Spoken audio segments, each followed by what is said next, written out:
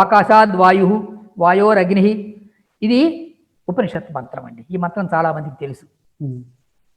Bible first page ఈ మంత్రం యథాతథంగా ఎక్కించుకున్నారు డాక్టర్ గారు. సృష్టి ఎలా పుట్టింది, 7 రోజుల సృష్టి, ఈ సృష్టి కర్మాన్ని చెబుతూ ఈ ఉపనిషత్ మంత్రాన్ని ఎక్కించుకున్నారు అక్కడ. ఓకే. సో మక్కీకి మక్కీ తీసుకున్నారు, మక్కీకి మక్కీ, లైన్ బై లైన్. అబ్రహాం ఇది బ్రహ్మం అన్న సంస్కృత శబ్దం డాక్టర్ గారు. బ్రహ్మం బ్రహ్మదేవుడు అంటాం మనం. మా దేవుడు బ్రహ్మదేవుడు అని అంటాం కదా మనం. ఆ బ్రహ్మదేవుడు భార్య పేరు శారద. అక్కడ బైబుల్లో బ్రహ్మ అబ్రహాం వీళ్ళు ముస్లిమ్స్ ఇబ్రహీం అన్న ధాతు బృహ్, కాబట్టి అది బ్రహ్మం అయింది. ఇబ్రహీం బ్రహ్మం. ఆ బ్రహ్మ భార్య పేరు శారద అన్నారు. అది సింబాలిక్కే. ఈ పేర్లు వాళ్ళు యాస్టేజ్ గా పెట్టుకున్నారు హిబ్రూలో.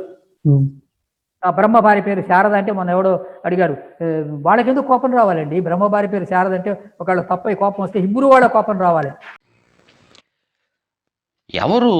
ఎవరి నుండి కాపీ కొట్టారు? ఇప్పుడు ఈ ముదిగొండ శివప్రసాద్ గారు అలాగే భాస్కర్ రాజు గారు చెప్తున్నట్టుగా మరి వీళ్ళు మాట్లాడుతున్న దాన్ని బట్టి చూస్తే ఎవరి నుండి కాపీ కొట్టారు అంటే ఈ పదాలు అనేవి, ఈ యొక్క భాష ఉచ్చారణ అనేది, ఈ పదజాలం అనేది ఎక్కడి నుండి ఎక్కడికి ట్రాన్స్ఫర్ అయ్యింది? ముందు నాగరికత మెసొపొతేమియా నాగరికత ఏదైతే బైబిల్లో ఈ రోజున అబ్రహాము మొదలుకొని మొత్తం బైబిల్ యొక్క పేర్లన్నీ ఉన్నాయో అవన్నీ అక్కడ నాగరికతకు చెందినటువంటి పేర్లు అనమాట. మెసొపొతేమియా నాగరికత ముఖ్యమైనటువంటి వ్యక్తి ఆ నాగరికతలో అబ్రహామును చూస్తాం. అయితే మరి వీళ్ళు ఈ విధంగా అంటున్న దానికి నేను ఒక మాటని నేను చెప్తూ ఉన్నాను. ఒక నాగరికత ఏది ప్రముఖమైనది, ఏది పురాతనమైనది, ఏది దేనికంటే పురాతనమైనది అనేది మనం తెలుసుకోవాలంటే ముందుగా ఒక నాగరికతను మనం అధ్యయనం చేస్తున్నప్పుడు ఆ నాగరికతలో ఉన్నటువంటి సివిలైజేషన్లో ఉన్నటువంటి ప్రజల యొక్క భాష, ఆ ప్రజల యొక్క లిపి అనేవి కూడా మనం అధ్యయనంలోనికి తేవలసినటువంటి అవసరత ఉంటుంది. నేను మరి ముదిగొండ శివప్రసాద్ గారికి నేను తెలియజేస్తున్నాను, అలాగే భాస్కర్ రాజు గారికి కూడా నేను తెలియజేస్తున్నాను. అలాగే వీక్షకులారా, ఇంకెవరైనా మరి ఎవరైతే మరి ముందు క్రైస్తవ్యము లేకపోతే బైబిల్ అనేది ఇతర మతాల నుండి కాపీ కొట్టారని ఎవరైతే అంటున్నారో వాళ్ళందరికీ నేను వినయపూర్వకంగా తెలియజేస్తున్నటువంటి ఒక విషయం ఏంటంటే, దయచేసి మీరు రెస్పాండ్ అవ్వాలని నేను కోరుకుంటున్నాను. నాకు ఆన్సర్ ఇవ్వాలని కూడా నేను తెలియజేస్తున్నాను, నేను కోరుకుంటున్నాను. ఏంటంటే, ఈ ప్రపంచంలో ఆర్యులు కావచ్చు, ఆర్య నాగరికత కావచ్చు, అలాగే మరి మెసొపొతేమియా నాగరికత కావచ్చు, ఆర్యుల కంటే ముందున్న సింధు నాగరికత కావచ్చు, ఈజిప్ట్ నాగరికత కావచ్చు, చైనా నాగరికత కావచ్చు, సుమేరియన్ నాగరికత కావచ్చు, ఇలాగ ఎన్ని నాగరికతలు ప్రాచీనమైన ఉన్నాయో అంటే నేను ఈ ఎవరు అయినా అందరూ కూడా ఒక దేవుని యొక్క సృష్టి. అంటే దేవుడు ఒక్కడు, దేవుని నుండి మరి ఈ మానవులందరూ దేవుడి నుండి వచ్చినప్పుడు ఈ ప్రపంచంలో ఇంతగా ఇన్ని దేశాలకు, ఇన్ని ప్రాంతాలకు ఈ మానవుడు ఎలా చెదిరిపోయాడు అనేది మీ సాహిత్యాల ప్రకారం, మీకున్న గ్రంథాలలో ఉన్నటువంటి దాని ప్రకారంగా మీరు సమాధానం ఇవ్వండి. అలాగే ఎవరైతే మరి బయట మతాల నుండి బైబిలు, క్రైస్తవ్యము కాపీ కొట్టింది, బయట మతాల అనేక విషయాలను కాపీ కొట్టిందని ఎవరైతే అంటున్నారో వాళ్ళందరికీ కూడా నేను ఈ సమయంలో అడుగుతున్న ప్రశ్న ఏంటంటే, ఈ ప్రపంచంలో ఇన్ని భాషలు ఎలా ఉద్భవించాయి? ఇన్ని భాషలు ఎలా పుట్టుకొచ్చాయి? ఇవి మీ పుస్తకాలలో, మీరు గ్రంథాలని చెప్తున్నటువంటి వాటిలో దీనికి ఏముందో నేను అడిగే ఈ ప్రశ్నకు ఏమి సమాధానం ఇస్తున్నాయో మీరు నాకు చెప్పండి. ఇన్ని భాషలు ఎలా ఉద్భవించాయి? ఇన్ని యాసలు ఎలా ఉద్భవించాయి? ఇప్పుడు దేవుడు ఒకడైనప్పుడు ఆ దేవుని నుండి ఈ మానవులు వచ్చినప్పుడు దేవుడు ఏ భాష మాట్లాడాడో ఈ మనిషి కూడా, ఆ మొదటి మానవులు అదే భాష మాట్లాడి ఉంటారు. తర్వాత వారి పిల్లలు అదే భాష మాట్లాడతారు. ఇప్పుడు నేనున్నాను, మా తాతగారు మా ముత్తాతగారు ఏ భాష మాట్లాడితే మా తాత అదే భాష, మా తాత ఏ భాష మాట్లాడాడు మా నాన్నగారు అదే భాష, మా నాన్నగారు ఏ భాష మాట్లాడారు నేను అదే భాష. నేను ఇది మాట్లాడాను, నా పిల్లలు అదే భాష, అలాగే నా పిల్లలు ఏ భాష మాట్లాడారు నా మనవలు నా మును అలాగా. అంటే మొదటిగా ఒక భాష ఉన్నప్పుడు మరి దేవుడు మొట్టమొదటి ఒకడైనప్పుడు ఆ ఒకనిలో నుండి కొంతమంది వచ్చినప్పుడు వాళ్ళే భాష మాట్లాడుంటారు. వారి తరువాత వారి పిల్లలు వారి పిల్లలందరూ అదే భాష మాట్లాడి ఉండాలి. మరి ఈ భూమి మీద ఇన్ని భాషలు ఎలా వచ్చాయి? దీనికి మీరు సమాధానం ఇచ్చి తరువాత చెప్పండి. అది మీకు తెలుసుంటే ఈ బ్రహ్మ అనేటటువంటి లేకపోతే సరస్వతి అనేటటువంటి ఈ యొక్క ఆర్యుల సాహిత్యములో ఉన్నటువంటి ఈ పదాలను మరి యూదులు గాపీకొట్టారో, లేకపోతే యూదులో ఇది చేసినటువంటి, లేకపోతే ఆ మెసొపొతేమియా నాగరికతకు చెందినటువంటి అబ్రహాం అనేటటువంటి ఆ పదము నుండి ఈ ఆర్యులు కాపీ కొట్టారు. ఇప్పుడు మీరు అంటున్నారు బ్రహ్మ విష్ణు సరస్వతి అని. ఇప్పుడు మీ పురాణాల్లో మీ మీ మీ మీ యొక్క పుస్తకాల్లో ఉందే ఈ పదాలు, ఈ పదాలు అక్కడి నుండి కాపీ కొట్టబడ్డాయో మీకు అర్థమవుతుంది. మొట్టమొదట దేవుడు ఒక్కడు, దేవుడు ఒకే దేవుడు ఈ సృష్టిని సృష్టించాడు. ఆదాము అవల్ని సృష్టించాడు. ఆదాము మొదలుకొని యేసుక్రీస్తు వరకు వంశావళి అంతా తప్పిపోకుండా ఎవరి వంశావళి అనేది ఈ సృష్టిలో మొదటి మానవుణ్ణి చేసింది మొదలుకొని యేసుక్రీస్తు ప్రభువారు వరకు కూడా వంశావళి పేర్లు క్రమముగా ఇవ్వబడింది బైబిల్లో.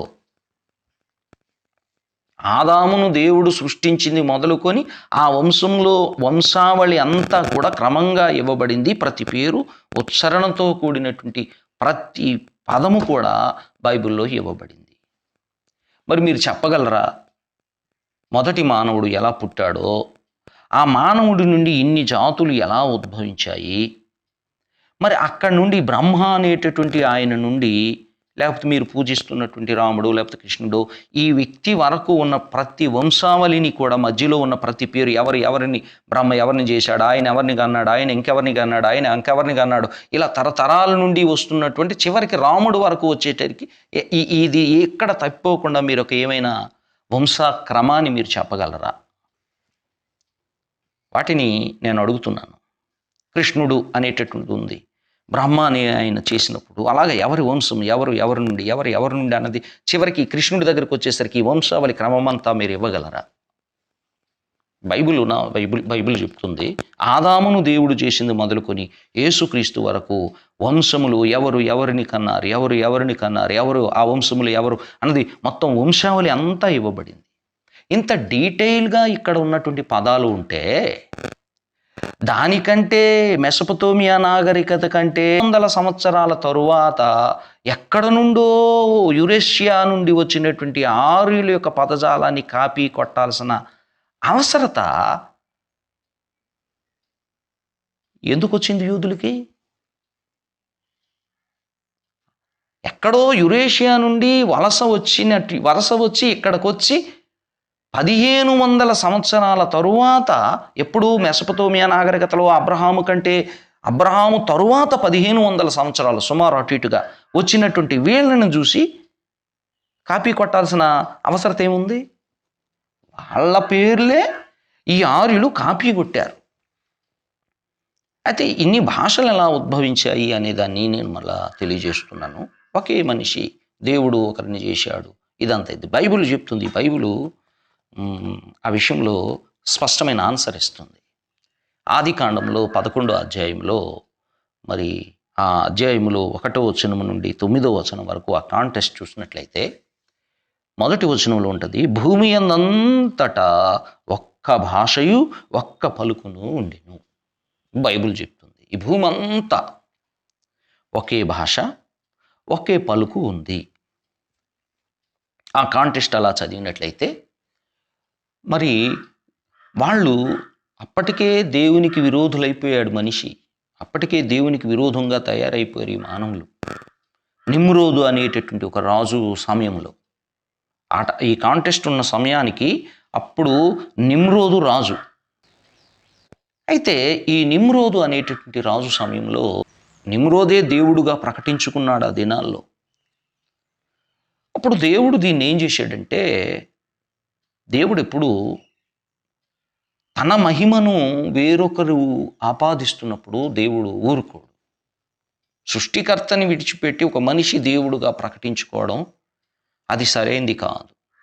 ఇప్పుడు ప్రజలందరూ ఒక పట్టణాన్ని కట్టడానికి పూనుకుంటే దేవుడు దానిని తారుమారు చేసినట్టుగా ఈ 11వ అధ్యాయంలో 1 నుండి 9 వచనాల్లో ఉంటుంది కాంటెస్ట్. తర్వాత చూసుకోండి. దేవుడు అప్పుడు తారుమారు చేసినప్పుడు ఒకరి భాష, ఇదిగో ఇక్కడ నేను చదువుతాను 11వ అధ్యాయంలో మరి 9వ వచనం చూసినట్లయితే 11వ అధ్యాయం 9వ వచనం, అలాగు యెహోవా అక్కడ నుండి భూమి అందంతటా వారిని చెదరగొట్టెను, గనుక వారు ఆ పట్టణమును కట్టుట మానిరి, దానికి బాబేలు అను పేరు పెట్టిరి, ఎందుకనక అక్కడ యెహోవా భూజనులందరి భాషను తారుమారు చేశాను. అక్కడ నుండి యెహోవా భూమి అందంతటా వారిని చెదరగొట్టెను. ఇది ఒక దేవుడు ఆదాము అవ్వలను చేశాడు, వారి నుండి కొంతమంది పిల్లలు వచ్చారు, వారి పిల్లలు ఒక జన సమూహంగా, ఒక దగ్గర నాగరికతగా వాళ్ళందరూ ఒక సమూహంగా ఉండేవాళ్ళు, కలిసి ఉండేవాళ్ళు. ఎప్పుడైతే వాళ్ళు ఒక పట్టణాన్ని కట్టడానికి పూనుకున్నప్పుడు అక్కడ నిమ్రోద్ అనేటటువంటి ఒక మనిషి తనకు తానుగానే దేవుడుగా ప్రకటన చేసుకున్నప్పుడు దేవుడు దాన్ని ఉపేక్షించలేదు. అప్పుడు ఏం చేశాడంటే వారందరి భాషలు తారుమారు చేశాడు. వాళ్ళందరూ భాషను తారుమారు చేసినప్పుడు ఒకటి భాష ఒకటికి అర్థం కాలే. అంతవరకు వాళ్ళందరూ ఒకే భాష మాట్లాడేవారు. ఎప్పుడైతే తారుమారు దేవుడు చేశాడో ఒకటి భాష ఒకటికి అర్థం కాలేదు. అప్పుడు ఏం చేశారంటే ఒకటిది ఒకటికి అర్థం కానప్పుడు వారు కలిసి ఉండలేక ఒక్కొక్కరు భూమి అందంతటా చెదిరిపోయారు. భూమి అందంతటా వాళ్ళు చెదిరిపోయారు. అలా చెదిరిపోయినటువంటి ప్రజలు ఆఫ్రికా వెళ్ళిపోయారు. అలా చెదిరిపోయినటువంటి ప్రజలు ఆసియా వెళ్ళిపోయారు. అలా చెదిరిపోయినటువంటి ప్రజలు భూమి అందంతటా ఇదిగో సింధు నది పరివాహక ప్రాంతానికి వెళ్ళిపోయారు కొందరు. ఇది మానవ జాతి దేవుని నుండి చేయబడిన ఒక సమూహము ఈ భూమి అందంతటా ఎలా చెదిరిపోయారో సవివరంగా ఇవ్వబడినటువంటి గ్రంథం ఏదంటే, దాని గురించి విపులంగా తెలియజేసే గ్రంథం ఏది అంటే బైబిల్. మీకు ఉన్న ఇన్ని పుస్తకాలలో ఈ ప్రపంచమంతా మానవుడు ఎలా చెదిరిపోయాడో, ఇన్ని నాగరికతలకు మూలమేంటో మీరు చెప్పండి. నేను అడుగుతున్నాను. ఎవరు సార్ ముదిగొండ శివప్రసాద్ గారు కావచ్చు, లేకపోతే భాస్కర్ రాజు గారు కావచ్చు, ఇన్ని ఖండాలకు, ఇన్ని ప్రాంతాలకు ఈ మానవ జాతి ఎలా చెదిరిపోయిందో మీ పురాణాల ప్రకారంగా తెలియజేయండి. మరి ఈ సమయంలో నేను సూటిగా అడుగుతున్నటువంటి విషయం ఏంటంటే, ఇన్ని భాషలు ఎలా పుట్టాయి మీ పురాణాల ప్రకారంగా? ఆ దేవుని నుండి కొంతమంది మనుషులు పుట్టినప్పుడు, ఆ దేవుడు మనిషిని చేసి ఆ మనిషి నుండి కొంతమంది మనుషులు ఉద్భవించినప్పుడు ఒకే భాష ఉండాలి కదా. ఇన్ని భాషలు ఎలా వచ్చాయి ఈ ప్రపంచానికి అనేదానికి నాకు ఆన్సర్ ఇస్తారని నేను కోరుకుంటూ ఉన్నాను. దీనికి సమాధానం కనుక మీరు ఇవ్వగలిగితే మీకు ఇది అర్థం అవును, ఏది ఎవరి నుండి ఎవరు కాపీ కొట్టారో. కాబట్టి నేను అడిగేదానికి మీరు సమాధానం ఇవ్వండి. ఇన్ని భాషలు ఎలా పుట్టాయి? మీరు భాషలు ఈ పదం నుండి దావుదత్, దావీదు, దావుదత్, అబ్రహాం, హామ్, శారాయ్ అని ఇన్ని పదాలు ఇంత ఉచ్చారణ చెప్తున్నారే, నేను అడిగేది ఇన్ని భాషలు ఎలా ఉద్భవించాయి? దీనికి మీ పురాణాల ప్రకారంగా నాకు సమాధానం ఇవ్వండి. ప్రజల్ని ఏదో మభ్యపెట్టడం కాదు, ప్రజల్ని మాయ చేయడం కాదు సార్. దీనికి సమాధానాన్ని మీరు నాకు తెలియజేయండి. మానవ జాతి ప్రపంచమంతా ఎలాగ విస్తరించిపోయింది? మీ పురాణాల ప్రకారంగా చెప్పండి. మీకున్న సాహిత్యం ప్రకారంగా చెప్పండి. అలాగే ఇన్ని భాషలు ఎలా ఎలా ఉద్భవించాయి? మీకున్నటువంటి దీని ప్రకారం ఇంగ్లీష్ ఎలాగొచ్చింది? యూరోప్ ఎలాగొచ్చింది? ఇవన్నీ చెప్పండి. ఇదిగో నేను చెప్తున్నాను, దేవుడు ఈ యొక్క బైబిల్ గ్రంథంలో రాయబడింది, దేవుడు వారి భాషలని ఆ బాబేలులో తారుమారు చేశాడు. అప్పుడు వాళ్ళు ఏమయ్యారంటే భూమి అంతటా చెదిరిపోయారు.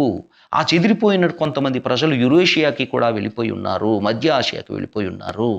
అప్పటికే జర్మన్, ఇండో యూరోప్ ప్రాంతానికి వెళ్ళిపోయి ఉన్నారు. చెదిరిపోయిన కొందరు ఈజిప్టుకి వెళ్ళిపోయి ఉన్నారు. ఆ చెదిరిపోయిన కొందరు సింధూ నది ప్రాంతానికి వెళ్ళిపోయి ఉన్నారు. ఇది సింధూ నదీ ప్రాంతంలో ఉన్న సింధూ నాగరికత ప్రజలు ఎవరంటే వాళ్ళు కూడా ఆదాము చేత చేయబడిన వాళ్ళే. ఇది దాని లింకింగ్ ఇలాగిచ్చింది. మీరు చెప్పండి మీ పుస్తకాల ప్రకారంగా అమెరికా వాళ్ళు ఎలాగొచ్చారో, మెసపతోమియా వారు ఎక్కడి నుండి వచ్చారో, ఎలా వీళ్ళు చెదిరిపోయారో మీరు చెప్పండి. ఎవరు సముద్రం నుండి ఒక ఆయన ఈదుకుంటూ వెళ్ళిపోయాడు, అలాగ వెళ్ళిపోయి అక్కడ కొంతమంది జనాలు అయిపోయారు అన్నారు. అక్కడ వెళ్ళిపోయి ఎలా కన్నాడు అంతమందిని? ఒక్కడు కదా, అక్కడ స్త్రీ ఏది? ఈ పురాణాలన్నీ, వేదాలన్నీ ఇవన్నీ ఎప్పుడు 1500 తరువాత రాసుకున్నారు. ఈ 1500 క్రీస్తు పూర్వం 1500 ముందే ఒక పెద్ద నాగరికత ఉంది. ఆ నాగరికత నుండి పుట్టుకొచ్చింది బైబిలు. అక్కడ నుండి పుట్టుకొచ్చింది భాషలు, అక్కడ నుండి పుట్టుకొచ్చే పదజాలాలు, పదాల ఉచ్చారణ, లిపి. 1500 సంవత్సరాల తరువాత వచ్చి ఒక లిపి లేని భాష పట్టుకొని ఈ పదాల నుండి ఆ పదాలు కాపీ చేశాడంటే ఎలాగైపోతుంది సార్? వీక్షకులారా మీరు గమనించండి, ఇటువంటివి మీరు మాయోపాయంలో పడకుండా సత్యం ఏదో తెలుసుకోండి. నేను ఈ రోజుకి కూడా ఎవరు సార్ శివప్రసాద్ గారు కావచ్చు, అలాగే భాస్కర్ రాజు గారు కావచ్చు, నేను చెప్పే ఈ వివరణకు మీరు సమాధానం ఇవ్వండి. కాబట్టి వీక్షకులారా దీన్ని మీరు తెలుసుకుంటారని కోరుకుంటూ మరి నేను నా మాటలు ముగిస్తున్నానండి. ఆమేన్. Praise lord.